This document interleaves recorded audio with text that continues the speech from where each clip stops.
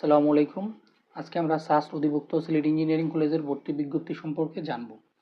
Sylhet engineering college হচ্ছে SUST অধিভুক্ত একটি কলেজ, যেখান থেকে তুমি ইঞ্জিনিয়ারিং ডিগ্রি অর্জন করতে পারবে। এখানে ফার্স্ট টাইমার এবং সেকেন্ড টাইমার সবাই আবেদন করতে পারবে, এবং সেকেন্ড টাইমার যারা আছো তাদের অতিরিক্ত কোনো মার্ক কর্তন করা হবে না। যেহেতু সিলেট ইঞ্জিনিয়ারিং কলেজের ভর্তি পরীক্ষা গুচ্ছের পরে, তাই সবার উচিত এখানে আবেদন করে রাখা। যদি কোনো কারণবশত জিএসটিতে ভালো কোনো ভার্সিটি না আসে বা রেজাল্ট না হয়, তাহলে এটি তোমার জন্য একটি সেরা অপশন হতে পারে। চলো বিজ্ঞপ্তির বিস্তারিত দেখে নিই। প্রথমেই দেখি আবেদনের সময়সীমা। অনলাইন আবেদন শুরু হবে মার্চের 1 তারিখ থেকে এবং আবেদনের শেষ সময় এপ্রিলের 7 তারিখ।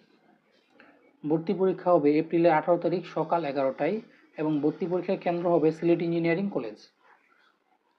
আসন সংখ্যা, এখানে মোট 189টি আসন আছে কোটা সহ, এবং কোটা ছাড়া আছে সাধারণদের জন্য 180টি আসন।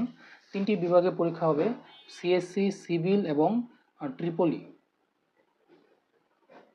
ভর্তি পরীক্ষা আবেদনের যোগ্যতা, এসএসসি এইচএসসি পরীক্ষায় ন্যূনতম জিপিএ লাগবে 3.0 এবং মোট জিপিএ লাগবে 7.0। অর্থাৎ এসএসসি ও এইচএসসি পরীক্ষায় কোনো পরীক্ষাতেই তোমার জিপিএ 3.0 এর কম হওয়া যাবে না, এবং দুটি পরীক্ষার জিপিএ যোগফল 7.0 বা এর বেশি হতে হবে। তবে আরও একটি শর্ত হচ্ছে, এইচএসসি পরীক্ষায় পদার্থ, রসায়ন এবং গণিতে আলাদাভাবে জিপিএ 3 থাকতে হবে। অর্থাৎ এই 3টি সাবজেক্টের কোনো সাবজেক্টে যদি তোমার জিপিএ 3 এর কম থাকে, তাহলে তুমি আবেদন করতে পারবে না। তারপর এসএসসি ব্যাচ হতে হবে 2022 অথবা 23 এবং এইচএসসি ব্যাচ হতে হবে 2024 অথবা 25, তাহলে তুমি এখানে আবেদন করতে পারবে। অর্থাৎ সেকেন্ড টাইমার যারা আছে তারা এখানে আবেদন করতে পারবে। আবেদনের নিয়মাবলী এবং ফি প্রদান। আবেদন করতে হবে অনলাইনে এই ওয়েবসাইটের মাধ্যমে। ওয়েবসাইট লিংক আমি কমেন্টে দিয়ে দিব। আবেদন ফি হচ্ছে 1500 টাকা। আবেদন ফি প্রদান করতে হবে ডেবিট কার্ড, বিকাশ, নগদ, আই ব্যাংকিং অথবা রকেটের মাধ্যমে। ভর্তি পরীক্ষায় প্রশ্ন হবে বাংলায়, তবে কোনো শিক্ষার্থী ইংরেজিতে উত্তর করতে চাইলে তা আবেদনের সময় উল্লেখ করে দিতে হবে। 3টি কোটা প্রচলন আছে, মুক্তিযোদ্ধা কোটা, ক্ষুদ্র নিগোষ্ঠী কোটা এবং চা শ্রমিকের কোটা। যদি কোনো কোটা আবেদন করতে চাও, তাহলে আবেদন ফর্মে নির্ধারিত কোটা নির্বাচন করতে হবে। আবেদনের জন্য ছবি, ক্যান্ডিডেটের ছবি সর্বোচ্চ সাইজ 100 কেবি এবং রেজুলেশন 300x300 পিক্সেল আগে রেডি করে রাখবে, এবং স্বাক্ষরের জন্য 60 পিক্সেল এবং রেজুলেশন হবে 380 পিক্সেল তৈরি করে রাখবে।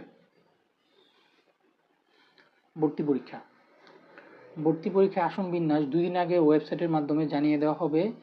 তাছাড়াও SMS এর মাধ্যমে পরীক্ষার্থীকে জানানো হবে।